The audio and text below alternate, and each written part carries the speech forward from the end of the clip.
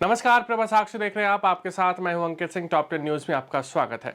प्रधानमंत्री नरेंद्र मोदी ने कहा है कि भारत जल्द ही दुनिया की शीर्ष 3 अर्थव्यवस्थाओं में शामिल हो जाएगा और एआई, सेमीकंडक्टर और क्वांटम कंप्यूटिंग संबंधी इसके मिशन विकास के लिए नए इंजन बन रहे हैं।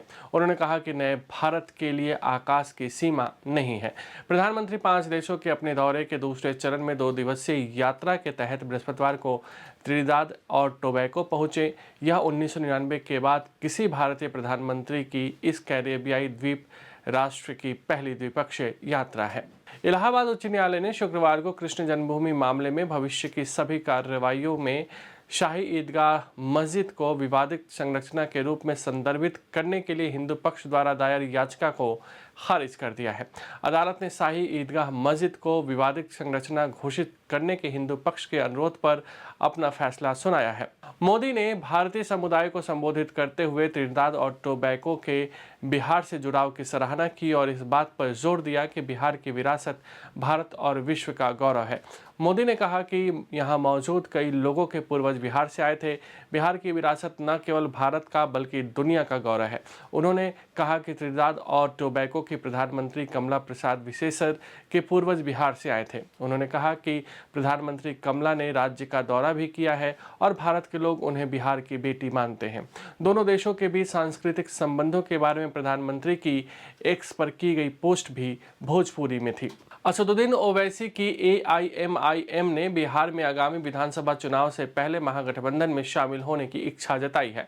महागठबंधन में इस समय राष्ट्रीय जनता दल, कांग्रेस और वाम दल शामिल है। एआईएमआईएम की बिहार इकाई के अध्यक्ष अख्तरुल ईमान ने राजद अध्यक्ष लालू प्रसाद यादव को पत्र लिखकर औपचारिक रूप से महागठबंधन में शामिल होने का अनुरोध किया है। चीन ने शुक्रवार को अल्पसंख्यक कार्य मंत्री किरेन रिजिजू की इस टिप्पणी पर आपत्ति जताई कि दलाई लामा को अपनी इच्छानुसार उत्तराधिकारी का चुनाव करना चाहिए। चीन ने भारत से तिब्बत से संबंधित मुद्दों पर सावधानी से काम करने का आह्वान किया ताकि द्विपक्षीय संबंधों में सुधार पर इसका प्रभाव न पड़े। कर्नाटक के उप मुख्यमंत्री डीके शिवकुमार ने शुक्रवार को कांग्रेस अध्यक्ष मल्लिकार्जुन खड़गे की सलाह और संदेश का पालन करते हुए पार्टी में सभी से मिलकर काम करने का आह्वान किया।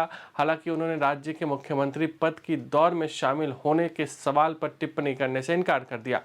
शिवकुमार ने चामुंडा पहाड़ियों की चोटी पर देवी चामुंडेश्वरी की पूजा करने के बाद कहा कि प्रयास विफल हो सकते हैं लेकिन प्रार्थना नहीं। केंद्रीय गृह मंत्री अमित शाह ने कहा है कि भारत के सशस्त्र बल एवं नेतृत्व देश की संप्रभुता या स्वराज की रक्षा के लिए प्रतिबद्ध है और ऑपरेशन सिंदूर के दौरान यह बहुत अच्छे तरीके से प्रदर्शित हुआ। शाह ने घोड़े पर सवार मराठा सेनापति एवं पेशवा बाजीराव प्रथम की प्रतिमा के राष्ट्रीय रक्षा अकादमी में अनावरण के बाद कहा कि जब भी वह नकारात्मक विचारों से ग्रस्त होते हैं तो वह छत्रपति शिवाजी महाराज और बाजीराव के बारे में सोचते हैं। अभिनेता से नेता बने जोसेफ विजय चंद्रशेखर तमिलनाडु चुनाव के लिए टीवीके के मुख्यमंत्री पद के चेहरा होंगे। उनकी पार्टी ने शुक्रवार को इसकी घोषणा की। विजय चंद्रशेखर को थलपति विजय के नाम से भी जाना जाता है। टीवीके ने अपनी पार्टी की कार्य समिति की बैठक में एक विशेष प्रस्ताव पारित किया जिसमें इसके संस्थापक विजय को पार्टी के सीएम उम्मीदवार के रूप में नामित किया गया। उप सेना प्रमुख lieutenant general Rahul R Singh ने शुक्रवार को कहा कि चीन ने भारत को तकलीफ पहुंचाने के लिए पाकिस्तान का इस्तेमाल किया और वह मई में भारतीय और पाकिस्तानी सेनाओं के बीच 4 दिनों तक चले संघर्ष के दौरान अपने सदाबहार सहयोगी को हर संभव सहायता प्रदान कर रहा था। सेना के वरिष्ठ अधिकारी ने कहा कि चीन ने भारत पाकिस्तान संघर्ष का उपयोग विभिन्न हथियार प्रणालियों के परीक्षण के लिए एक प्रयोगशाला की तरह किया। बिहार में कांग्रेस चुनाव को लेकर महिलाओं को लुभाने की कोशिश में है। इसी कड़ी में कांग्रेस ने ऐलान किया है कि पार्टी राज्य में 5 लाख लड़कियों महिलाओं को सैनिटरी पैड बांट रही है। हालांकि इसको लेकर विवाद शुरू हो गया है। महिलाओं लड़कियों के बीच बांटे जाने वाले सैनिटरी पैड के कवर पर राहुल गांधी की तस्वीर छापी गई है।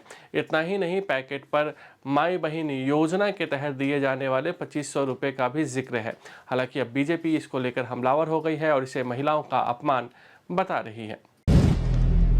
अगर आप भी लेना चाहते हैं देश दुनिया की तमाम जानकारी तो आज ही सब्सक्राइब करें हमारे चैनल को।